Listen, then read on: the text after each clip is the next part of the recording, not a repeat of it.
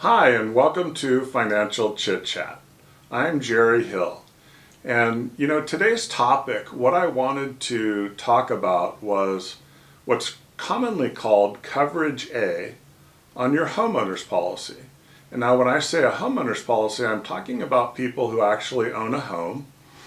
And to own that home, to get it through escrow, you needed to purchase a homeowner's policy.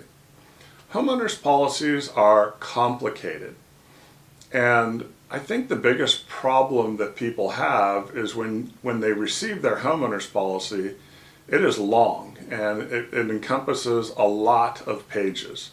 All of those pages have been written by attorneys, and so reading that is so cumbersome that most of us, we don't rely upon reading our policy to really understand our policy. We're more reliant upon the agent that sold us the policy. And one of the very common questions I get asked all the time is, why is my insurance coverage, the coverage A, the amount that covers the actual house itself, why is that not the value of my home?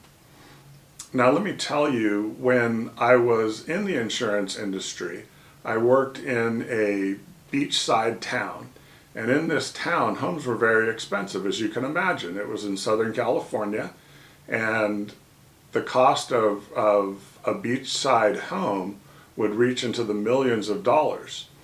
And in this particular town, I remember very clearly that this gentleman bought a home. It was about 1,000 square feet, and he paid about $7 million for it. And I know that seems crazy for people that don't live by the beach, but it was actually a pretty good deal. Now, he thought that his coverage A should be at least $7 million because that's what he paid for the home. And so I explained to him that when it comes to insurance, they're literally just insuring the structure itself. So the question that leads them to how much do we insure this home for, it's not the value of the home, because the value of the home also includes, in his case, the value of the land. And so he had this beautiful view of the Pacific Ocean, and the insurance company thought, well, that's great, but we're just insuring the structure itself. So they would take that 1,000 square feet, they would multiply it by the cost of construction to build a new home on that site in the event that it was a total loss. And so that's what you come up with when it comes to coverage A on your homeowner's policy. What does it cost to rebuild my home?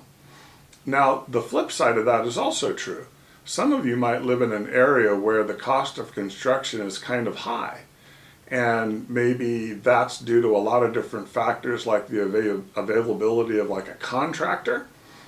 However, maybe you paid more for your home, perhaps, but generally what happens is the coverage on the home is actually higher than what you paid. And you're wondering, man, why is that? The same rule applies. Whether you're in rural Mississippi or you're on the coast of California. In rural Mississippi, you may have paid a whole lot less for that home. However, the insurance to rebuild that home, the cost of construction, may be higher in your area because it is so rural. And in doing so, what that means is the insurance company has to place a value on that house. And so they've done that. And maybe the value on that house is less, or more, I should say, than what you actually paid. So that's how you come up with coverage A on your home, is what does it cost to rebuild my home in the event of a total loss? And you have to go on that basis because nobody knows if it's going to be partially burnt down or fully burnt down. And so when you insure a home, you really base it on a total loss. And that would also include the foundation as well, which is very expensive to rebuild. So I hope that's helpful. I hope that makes sense on coverage A of your homeowner's policy. Thank you for watching Financial ChitChat. If you ever have anything that you want to see covered on my videos, just email me at financialchitchat@gmail.com. Thank you.